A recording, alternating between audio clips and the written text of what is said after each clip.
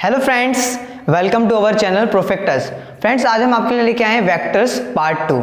Friends, इस lecture में आज हम कुछ वेक्टर्स की कुछ बेसिक कंसेप्ट देखेंगे कि क्रॉस प्रोडक्ट कैसे करते हैं, डॉट प्रोडक्ट कैसे करते हैं, किसी का मैग्नीट्यूड कैसे निकाला जाता है, और हम लोग ये देखेंगे कि हम लोग को समझो गिवन है दो वेक्टर ए और बी बार, ए बार और बी बार, अगर हम इसको ऐड करना है उसके लिए भी हमको सीखना पड़ता है दो लॉ, जो है ट्रायंगल ऑफ वेक्टर एडिशन और parallelogram of vector addition. Friends, आज इस लेक्चर में बस इतना ही देखने वाले हैं, तो फ्रेंड्स बिना देरी के लिए ये लेक्चर स्टार्ट करते हैं।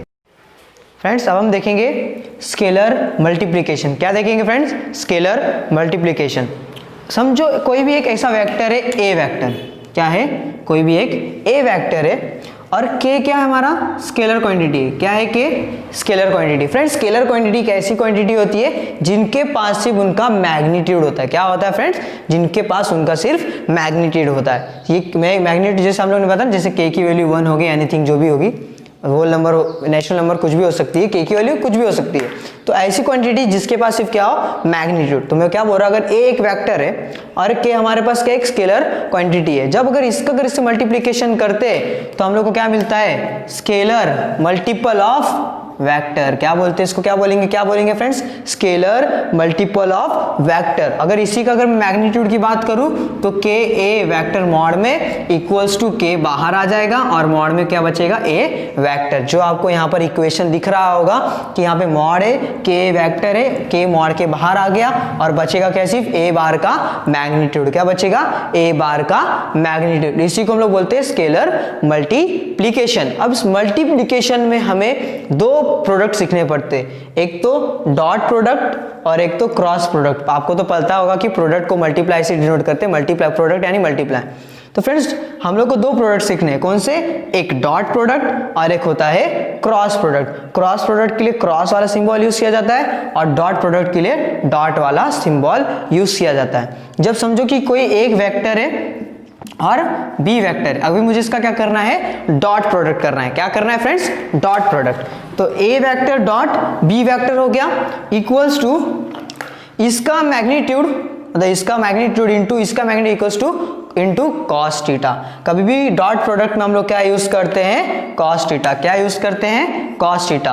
और क्रॉस प्रोडक्ट में क्या यूज करते हैं? Sine theta. क्या यूज करते हैं फ्रेंड्स? Sine theta.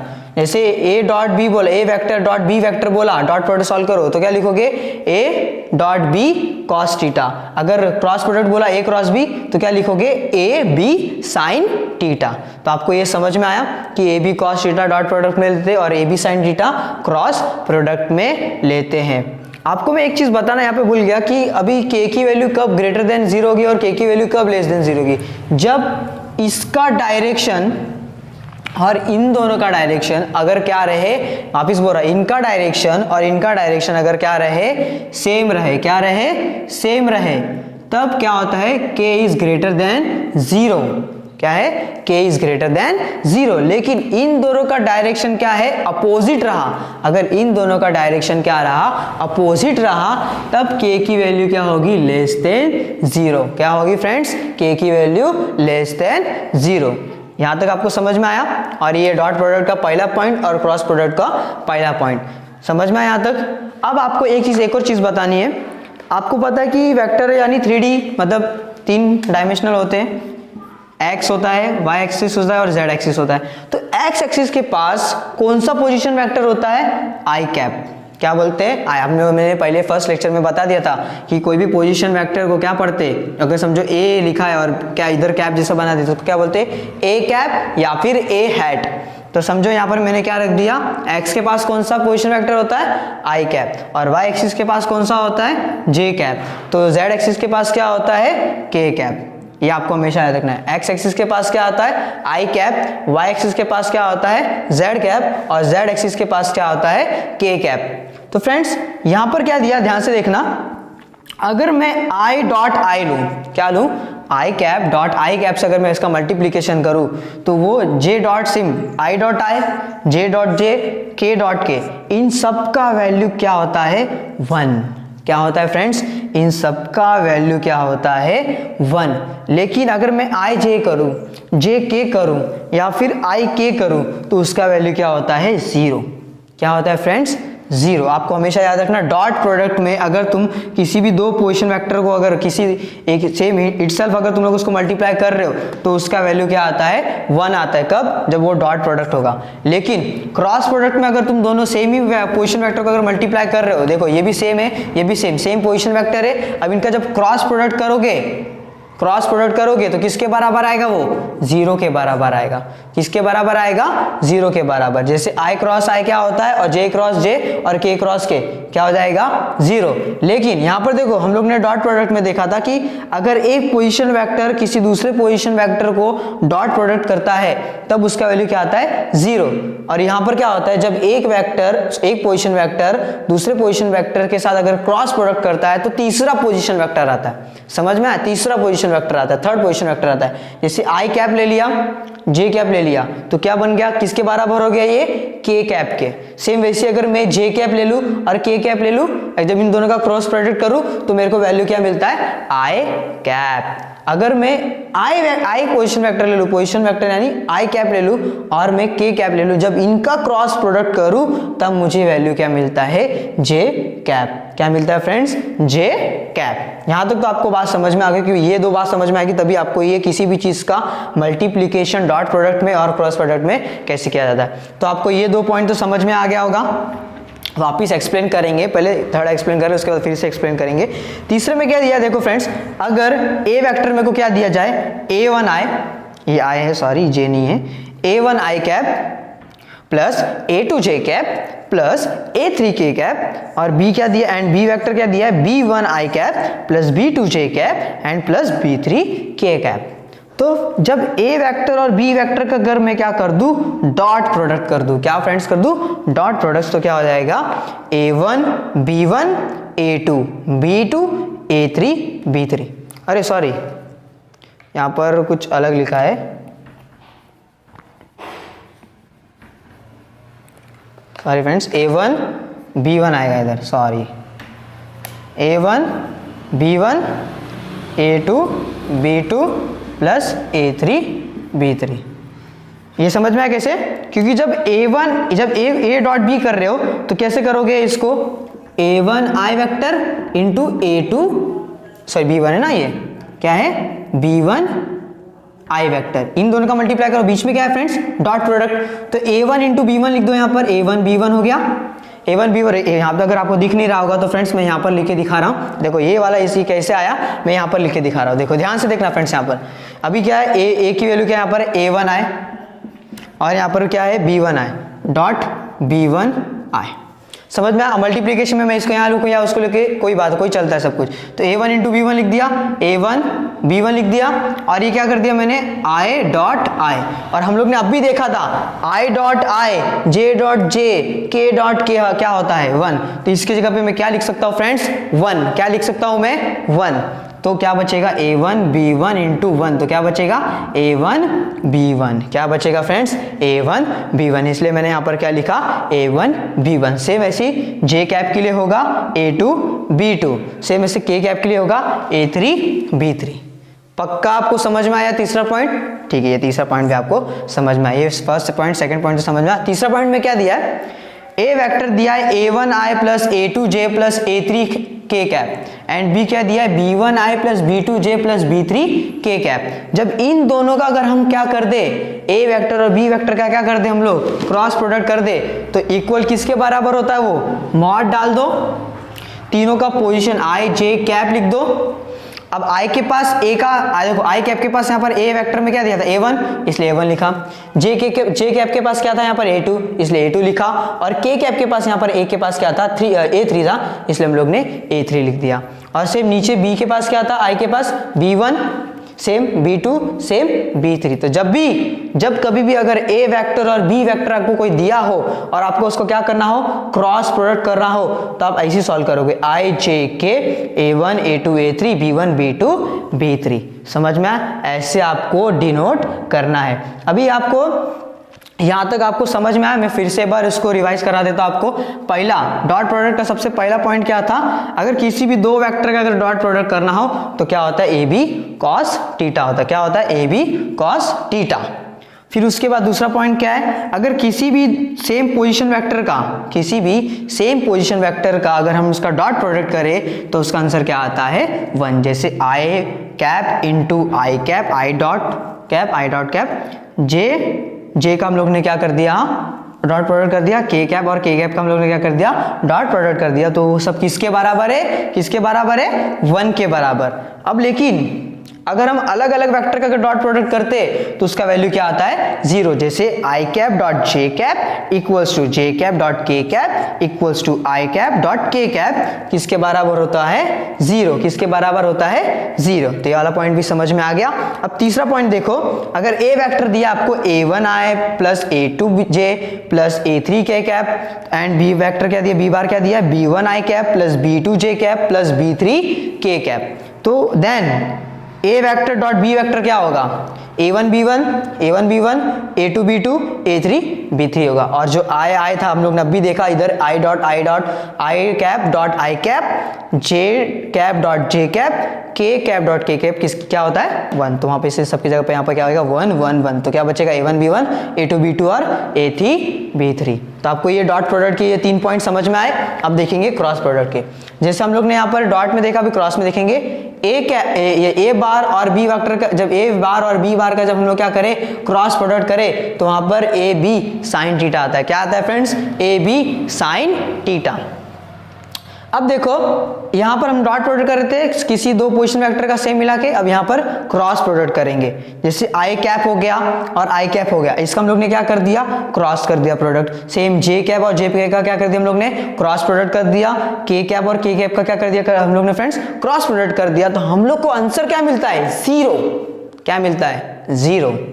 और आई जे तो के कैप, जे के तो आई कैप और आई के तो जे कैप। यानी किसी भी क्रॉस प्रोडक्ट में अगर हम दो डिफरेंट पोजीशन वेक्टर का अगर हम लोग क्रॉस मल्टीप्लाई करते तो तीसरा वेक्टर हमें मिलता है। क्या मिलता है, तीसरा वेक्टर। इसका आंसर कोई 1 जे कुछ नहीं होता, तीसरा वेक्टर हम लोग को फाइंड मिलता है। समझ में आया।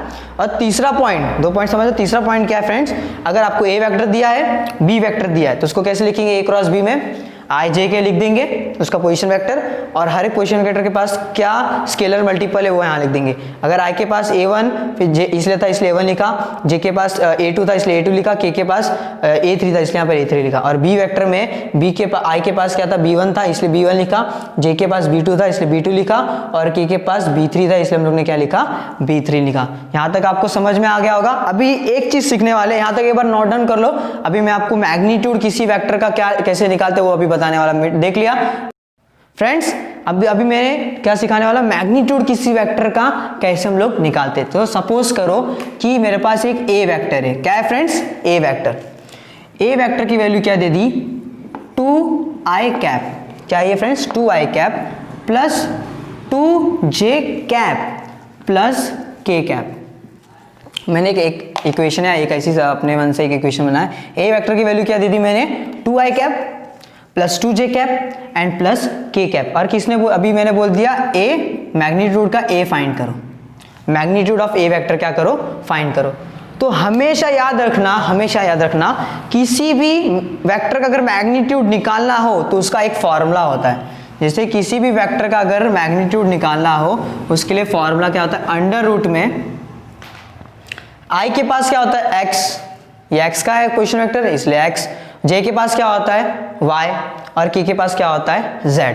तो यहाँ पर x का स्क्वायर प्लस y का स्क्वायर प्लस z का स्क्वायर। समझ में आया। उसके कोऑर्डिनेट्स जो इसके जो स्केलर मल्टीपल होते हैं ना उनसे उनका क्या बोलते हैं मल्टीप्लाई। तो यहाँ पर देखो ये x है, ये y है, ये z है। समझ में। तो x y z, तो मैंने लिख दिया x का स्क्वायर प्लस y का स्क्वायर प्लस z का स्क्वायर। तो फ्रेंड्स यहाँ पर x की वैल्यू क्या रहेगी, अगर इस इक्वेशन से अगर कंपेयर करोगे इसको तो x की वैल्यू क्या रहेगी फ्रेंड्स। देखो जैसे मैंने इसको कंपेयर करने के लिए बोल दिया a vector equals to xi cap plus yj cap plus Z K cap. ये जनरल इक्वेशन है किसी भी वेक्टर इक्वेशन का अगर फाइंड करते तो इससे इसको अगर कंपेयर करोगे तो x की वैल्यू क्या मिलेगी, क्या मिलेगी 2, हाँ, और y की वैल्यू क्या मिलेगी 2, और z की वैल्यू क्या मिलेगी, कुछ नहीं तो क्या होता है 1, क्या होता है 1। तो फ्रेंड्स यहाँ पे ध्यान से देखो x की वैल्यू मिल गई, y की वैल्यू मिल गई, z की वैल्यू मिल गई, तो हम लोग मैग्नीट्यूड तो सॉल्व कर सकते। तो देखो ये लिख दिया मैंने अंडर रूट लिख दिया, एक्स का स्क्वायर, पहले फॉर्मूला लिख लो, पहले एक्स का स्क्वायर प्लस वाई का स्क्वायर प्लस जेड का स्क्वायर। मैथ है तो फॉर्मूला स्टेप सब इंपॉर्टेंट रहता है, इसलिए डायरेक्टली अगर खाओगे तो तुम्हारे टीचर तुम्हारा मार्क्स खा जाएगी। यहाँ पर देखो ध्यान से, अब x का वैल्यू क्या है यहाँ पे 2, क्या है फ्रेंड्स 2, तो ये 2 का स्क्वायर हो जाएगा। y का वैल्यू क्या है फ्रेंड्स यहाँ पर 2 का स्क्वायर, और z का वैल्यू क्या है फ्रेंड्स यहाँ पर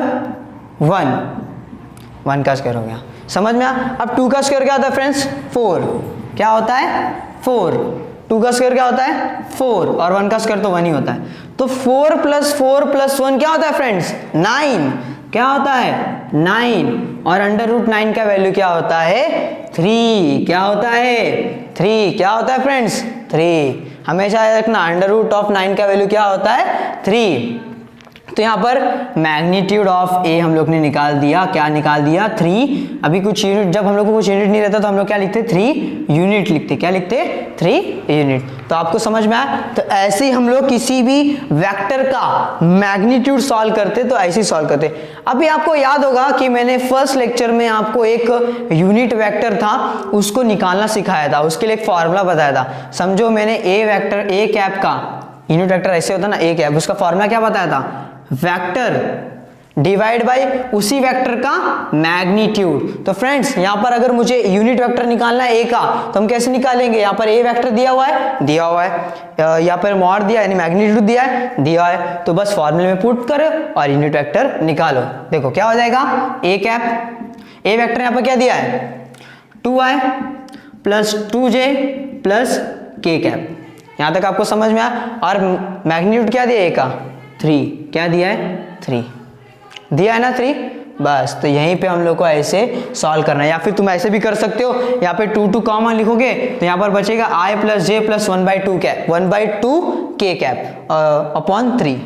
समझ में? तो 2/3 i plus j plus 1/2 k cap बचेगा अगर आपको सॉल्व करना रहेगा तो यहाँ पर यहाँ तक भी स्टॉप करोगे तो भी आपका वैल्यू आंसर टिक हो जाएगा, राइट हो जाएगा। तो फ्रेंड्स यही मैंने आपको बताया कि किसी भी वेक्टर अगर आपको दिया हुआ है तो उसका जनरल इक्वेशन ऐसा होता है और उसका फॉर्मूला, फ्रेंड्स ये फॉर्मूला याद हमेशा, देखो मैथ है तो फॉर्मूला आपको याद करना पड़ेगा, तो ये फॉर्मूला हमेशा आपको याद करना पड़ेगा। या किसी भी वेक्टर का अगर मैग्नीट्यूड सॉल्व करना है तो under root of x square plus Y square plus Z square, तो इससे इसको कंपेयर कर सकते हो तो एक्स वाई जेड की वैल्यू निकाल सकते हो और यहाँ पर आप एक मैग्नीट्यूड किसी भी वेक्टर का फाइंड कर सकते हो। अगर पोजीशन फैक्टर फाइंड करना है तो आपको ये फॉर्मूला लगाना पड़ेगा और फाइंड करना पड़ेगा। तो फ्रेंड्स अभी हम देखेंगे कि किसी दो वेक्टर को कैसे एडिशन करते हैं और उसके ऊपर कुछ बेस लॉ। फ्रेंड्स हम देखेंगे एडिशन ऑफ वेक्टर्स। अभी हम लोग ने पहले क्या देखा था कि हम किसी भी चीज को, किसी भी दो वेक्टर का मल्टीप्लाई कर रहे थे, किसी भी दो वेक्टर क्या कर रहे थे मल्टीप्लाई। इसलिए हम लोग ने दो प्रोडक्ट सीखा था, कौन सा डॉट प्रोडक्ट और क्रॉस प्रोडक्ट। अब हम देखेंगे किसी दो वेक्टर को एडिशन किया जाता है। जब किसी दो वेक्टर को अगर एडिशन करेंगे उसके लिए दो लॉ पढ़ने पड़ते। सबसे पहले triangle law of vector addition, दूसरा पैरेललोग्राम ऑफ वेक्टर एडिशन। कौन सा दो लॉ है?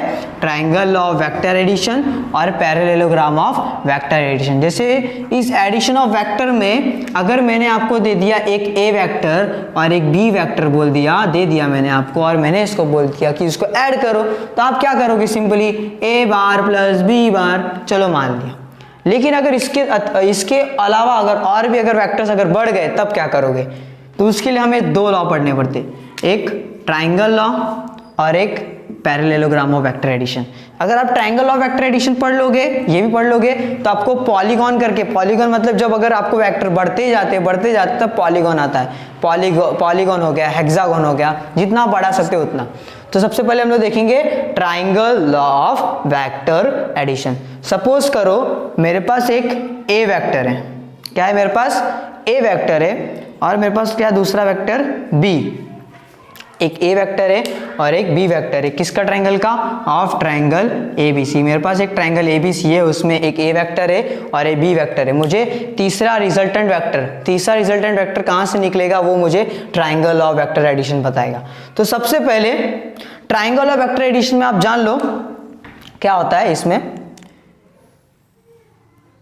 ये मैंने नाम दे दिया ए और एक बी। एक ये वेक्टर हो गया, इसका इनिशियल पॉइंट और इसका टर्मिनल पॉइंट। क्या हो गया? ये इसका इनिशियल पॉइंट और इसका टर्मिनल पॉइंट। एक वेक्टर आया और दूसरा वेक्टर इसके टर्मिनल पॉइंट से बन रहा है जाकर। दूसरा वेक्टर अगर थोड़ा समझो कि डायग्राम मेरा थोड़ा सा खराब है, समझो ऐसे बन गया, अच्छा दिख रहा है अभी? चलो बड़ा बना देते हैं, बड़ा बना देते हैं। देखो ये देखो यहाँ पर मैंने A नाम दे दिया, मैंने B नाम दे दिया, और यहाँ पर मैंने क्या नाम दे दिया? C।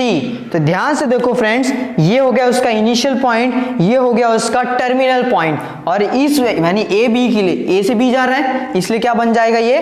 A B बार। तो A B बार का वैल्यू मैंने क्या यहाँ पे रखा था? A बार। समझ में आ? और यहाँ पे B से लेके C जा रहा है, इसलिए क्या बन जाएगा? BC बार, और इसका वैल्यू हम लोग ने क्या रखा है? B बार। तो अब फाइंड करना है कि ट्रायंगल ऑफ वेक्टर एडिशन में कहां से रिजल्टेंट वेक्टर निकलेगा, किधर से? तो हमेशा याद रखना, जब अगर इनिशियल पॉइंट और टर्मिनल पॉइंट होगा, ये भी इनिशियल पॉइंट से टर्मिनल पॉइंट जा रहा है, फिर दूसरा वेक्टर इसके टर्मिनल से, फिर टर्मिनल उसका इनिशियल जॉइंट है ना, तो इसमें भी क्या होता है? तीसरा वेक्टर ऐसा निकलता है, यानी ये जो पहला वेक्टर था उसके इनिशियल पॉइंट पे उसका इनिशियल उगेगा जाएगा, यानी यहां से ग्रो होगा, और उसके टर्मिनल पॉइंट पे जाके क्या हो जाएगा? जॉइंट हो जाएगा। तो इसका डायरेक्शन कैसे रहेगा फ्रेंड्स? ऐसा डायरेक्शन रहेगा। इसका डायरेक्शन कैसे रहेगा? ऐसा। और इसका डायरेक्शन कैसे रहेगा? ऐसा। तो ये वेक्टर क्या बन गया हमारा? C vector. और सी वेक्टर किसके बराबर रहेगा? इस ए बी वेक्टर के और बी सी वेक्टर। तो ए बी बार का वैल्यू क्या दिया यहाँ पे? ए वेक्टर, तो इक्वल्स टू ए वेक्टर, और बी सी बार का वैल्यू क्या है यहाँ पर? बी वेक्टर, इसलिए ए प्लस बी वेक्टर क्या बन जाएगा friends? C vector. C bar equals to A bar plus B bar. अब इसी सी की जगह पे हम लोग क्या लिख सकते हैं? A C bar equals to A B bar plus B C bar. इसी को बोलते हैं ट्रायंगल ऑफ वेक्टर एडिशन। देखो एक इसका ये टर्म, इसका भी याद रखो, ट्रायंगल ऑफ वेक्टर एडिशन में दोनों वेक्टर साइमल्टेनियसली नहीं निकलते, उसमें पहले एक वेक्टर बनता है तब दूसरा वेक्टर उसके जॉइंट होता है। देखो पहला वेक्टर पहले बना ए से लेके बी तक, इनिशियल से टर्मिनल, फिर दूसरा वेक्टर आता है जो इसके टर्मिनल से ग्रो होता है, टर्मिनल से आता है। देखो टर्मिनल और इसका इनिशियल पॉइंट जॉइंट है, और यहाँ पे उसका टर्मिनल पॉइंट। फिर उसके बाद उसका रिजल्टेंट वेक्टर हमेशा जो आपका पहला वेक्टर का जो इनिशियल पॉइंट होगा ना वहां से निकलेगा, और जो दूसरा वेक्टर होता है टर्मिनल पॉइंट वहां पे जाके वो जॉइंट होगा। ये हमेशा याद रखना, इसी को बोलते हैं ट्रायंगल ऑफ वेक्टर एडिशन। अगर पॉलीगॉन सॉल्व कर रहे हो, हेक्सागोन सॉल्व कर रहे हो, या फिर पैरेललोग्राम सॉल्व कर रहे हो, अगर उसमें triangle of vector addition find करने बोला तो सेम ऐसे फाइंड करना है। अभी इससे आपको क्लियरिफाई हो जाएगा कि हाँ कि ट्रायंगल ऑफ वेक्टर एडिशन कैसा होता है। अभी आपको मैं एग्जांपल आपको घर पे होमवर्क दे रहा हूं कि आप पी क्यू आर लेके भी सॉल्व कर सकते हो, पी क्यू आर ले लो, जो भी आपको लेना, कोई भी ट्रायंगल से आप बना सकते हो। तो फ्रेंड्स अभी हम देखेंगे पैरेललोग्राम ऑफ वेक्टर एडिशन। हम देखेंगे अभी सेकेंड लॉ जो है parallelogram law of vector addition. तो समझो फ्रेंड्स, इसमें भी सपोज करो एक वेक्टर ए है और एक बी वेक्टर बी है। समझ, एक ए वेक्टर है और एक बी वेक्टर है। तो अभी मैंने एक पैरेललोग्राम बना देता हूं। समझो यहां पे देखो ए वेक्टर और ये हो गया ए पॉइंट, और ए बी हो गया, और दूसरा वेक्टर इसके ही इनिशियल पॉइंट से निकल रहा है। देखो जिसका नाम मैंने दे दिया सी। क्या नाम दे दिया मैंने? सी। क्या नाम दे दिया मैंने? सी। एक वेक्टर ऐसा जा रहा है और एक वेक्टर ऐसे जा रहा है, यानी देखो इन सेम इनिशियल पॉइंट हम लोग ने कोई इनिशियल वेक्टर हम लोग ने सीखा था कि ऐसे दो वेक्टर जिसका इनिशियल पॉइंट क्या हो? सेम हो। तो देखो ऐसे दो वेक्टर जिनका इनिशियल पॉइंट क्या हो? सेम हो। तो देखो ए बी वेक्टर और ए सी वेक्टर का इनिशियल पॉइंट क्या है? सेम है। वो कौन है? ए। दिख रहा है? तो इसका रिजल्टेंट वेक्टर कैसे बनेगा? इसका रिजल्टेंट वेक्टर भी इसके इनिशियल पॉइंट से ही बनेगा। इसका रिजल्टेंट वेक्टर भी इसके इनिशियल पॉइंट से बनेगा। अभी ए बी वेक्टर का डायरेक्शन ये है और ए सी वेक्टर का डायरेक्शन ये है, तो जो ए से यहाँ तक जो डायरेक्शन बने, जो यहाँ पर जो रिजल्टेंट वेक्टर बनेगा वो क्या हो जाएगा? समझे, यहाँ पे मैंने पॉइंट नाम दे दिया डी। तो इसका जो ए डी जो होगा इसका डायरेक्शन क्या होगा? ये होगा, और ये इन दो के बराबर होगा, इन दोनों के सम के क्या होगा? बराबर होगा। देखो जैसे ए डी यहाँ पे मैं लिख के दे रहा हूँ कि जो ए डी यहाँ पर मैंने नाम दिया ना, ए वेक्टर ये हो गया बी वेक्टर, ये हो गया ए वेक्टर, ये हो गया बी वेक्टर, और इसको मैंने डिनोट कर दिया किससे, सी वेक्टर से, समझ लो सी वेक्टर से। इसको किससे डिनोट कर दिया मैंने, सी वेक्टर से। तो ये जो AD होगा, AD बार, और आपको पता है A से B जा रहा है इसलिए AB बार प्लस AC बार। तो जो यहाँ पे मैंने क्या नाम दिया, सी वेक्टर, सी बार, और AB बार कितना है, A प्लस B वेक्टर। समझ में आया ट्राइंगल ऑफ वेक्टर एडिशन। अब इसी को देखो, ये ऐसे देखो यहाँ पे ट्राइंगल ऑफ वेक्टर एडिशन भी दिखेगा। देखो अभी समझो, मैंने यहाँ पे ऐसा, मैंने बस कंस्ट्रक्ट कर दिया ऐसे,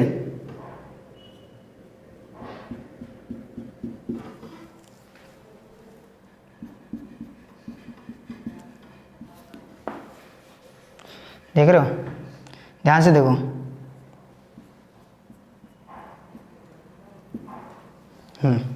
तो यहाँ पर ट्राइंगल ऑफ वेक्टर एडिशन देगा। देखो ABD के लिए अगर हम लोग ट्राइंगल ABD लेंगे तो यहाँ पर क्या लिखेगा, ट्राइंगल ऑफ वेक्टर एडिशन। देखो इसका इनिशियल पॉइंट, इसका टर्मिनल पॉइंट, फिर इसका टर्मिनल और इनिशियल साथ में ज्वाइंट होगा और यहाँ पर टर्मिनल पॉइंट बनेगा। तो रिजल्टेंट वेक्टर कहाँ से निकला, इसकी इनिशियल पॉइंट, एक वेक्टर के इनिशियल पॉइंट से स्टार्ट होगा और किसी दूसरे वेक्टर के टर्मिनल पॉइंट पे जाके ये ज्वाइंट हो जाएगा। तो यहाँ पर ट्राइंगल वेक्टर एडिशन बन जाएगा ना फ्रेंड्स। तो इसलिए यहाँ पर सी का वैल्यू क्या होगा, ए वेक्टर प्लस बी वेक्टर, ए बार प्लस बी बार। तो हमेशा याद रखना पैरेललोग्राम ऑफ वेक्टर एडिशन में कभी भी जो दो वेक्टर होते वो उसके सेम इनिशियल पॉइंट से साइमल्टेनियसली निकलते। देखो ऐसे निकलते, ऐसे, ये ऐसे जाएगा तो ये ऐसे जाएगा, ये ऐसे जाएंगे, तो इसका रिजल्टेंट वेक्टर ऐसा निकलेगा। देखो ये, फिर ये ऐसा, तो ये ऐसा।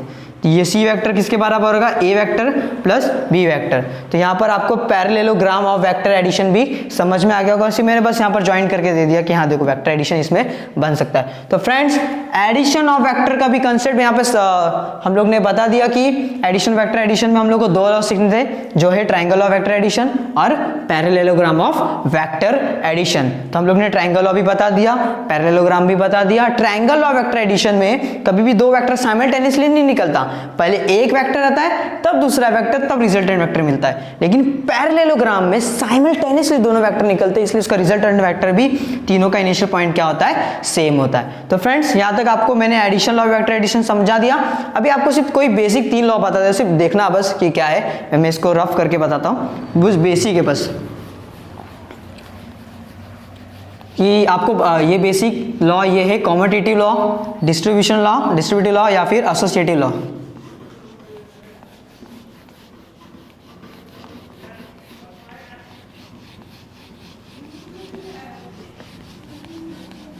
देखो फ्रेंड्स, जैसे मैंने कंसीडर कर लिया ए वेक्टर है मेरे पास और एक बी वेक्टर है। क्या है वेक्टर, ए वेक्टर और एक बी वेक्टर। कौन सा वेक्टर है, ए वेक्टर और बी वेक्टर। समझ में आया। तो यहां पर मैंने ए वेक्टर प्लस बी वेक्टर लिखा, इसको अगर हम लोग ने सम किया तो ए प्लस बी ना, तो ये किसके बराबर होगा, बी बार प्लस ए बार। अरे पोजीशन चेंज करो, इंटरचेंज कर दो। तो इसी लॉ को क्या बोलते हैं हम लोग, कॉम्यूटेटिव लॉ। क्या बोलते हैं, कॉम्यूटेटिव लॉ। समझ में आया, इसी को हम लोग क्या बोलते हैं, कॉम्यूटेटिव लॉ। क्या बोलते हैं फ्रेंड्स, कॉम्यूटेटिव लॉ। ये पहला लॉ हो गया। और दूसरा लॉ, जैसे मेरे पास 3 वेक्टर हो गए, सी वेक्टर, एसोसिएटिव के लिए 3 वेक्टर, जैसे A vector plus B vector plus C vector. ये किसके, A vector plus B vector plus C vector. ये पहले आप ऐसे लिख दो। किसी 2 वेक्टर को अगर ब्रैकेट में ले रहे हैं ये लोग, ए प्लस बी को हम लोग ने ब्रैकेट में लिया, तो ये क्या हो जाएगा, ए को छोड़ के दूसरे और वेक्टर को अलग ले लेगा। ध्यान से समझ लो क्या बोल रहा हूं मैं। ए प्लस बी अगर वेक्टर को ये लोग ने वेक्टर में लिया तो एक बार इसको ले लिया, ए बी को एक बार ले लिया, तो ये लोग फिर बी सी को लेंगे, ए सी को तो नहीं ले पाएंगे। अगर ए बी को ले लिया तो ए बी किसके बाहर, ए प्लस बी। देखो ए प्लस बी को ये लोग ने ब्रैकेट में ले लिया तो ए को बाहर छोड़ के ये लोग बी सी को ले लेंगे, जहां पर यहाँ पे देखो सी अकेला था, यहाँ पर ए अकेला हो जाएगा और ये दोनों क्या हो जाएंगे साथ में। इसी को क्या बोलते हैं, एसोसिएटिव लॉ। क्या बोलते हैं, एसोसिएटिव लॉ। अगर स्पेलिंग मिस्टेक होगा तो माफ कर देना। यहाँ तक आपको समझ में आया, कॉम्यूटेटिव लॉ और एसोसिएटिव लॉ। अब हम तीसरा लॉ देखेंगे जो है डिस्ट्रीब्यूटिव लॉ। क्या है, डिस्ट्रीब्यूटिव लॉ। डिस्ट्रीब्यूटिव कुछ नहीं, डिस्ट्रीब्यूशन पता है आपको कैसा होता है। जैसे कि अभी मैंने दे दिया एक ऐसा स्केलर मल्टीपल है m, a प्लस बी है। ए देखो ए वेक्टर प्लस वेक्टर, या समझो अगर आपके पास 2 वेक्टर है और आपको एक स्केलर यहाँ पर क्वांटिटी आ गई, तो आप इस स्केलर को इससे मल्टीप्लाई करोगे, फिर ये स्केलर को आप इससे मल्टीप्लाई करोगे, तो क्या बन जाएगा m a vector plus m b vector. या फिर ऐसा भी कर सकते हो कि एम प्लस एन ले लो और कोई एक वेक्टर रखो, m प्लस एन ले लो, दो स्केलर ले लो और एक वेक्टर क्वांटिटी रखो, तो ये वेक्टर क्वांटिटी भी क्या करेगा, ये स्केलर से क्या करेगा, मल्टीप्लाई करेगा। तो ये क्या बना देगा, m a vector plus n a vector. तो m और n कांस्टेंट, बाहर m और n कॉमन ले लो, फिर बाहर ले सॉरी a वेक्टर कॉमन ले लो, तो बचेगा क्या, m प्लस n। तो इसी दो को क्या बोलते हैं हम लोग, डिस्ट्रीब्यूटिव लॉ। तो यही फ्रेंड्स मैं समझाना चाहता था कि तीन लॉ है यहाँ पर, basic, commutative law, associative law और डिस्ट्रीब्यूटिव लॉ। फ्रेंड्स अगर आपको ये लेक्चर यहाँ तक, इस लेक्चर में बस इतना ही। अगर आपको ये लेक्चर अगर अच्छा लगे तो प्लीज़ लाइक कीजिए, शेयर कीजिए और सब्सक्राइब कीजिए। Thank you for watching.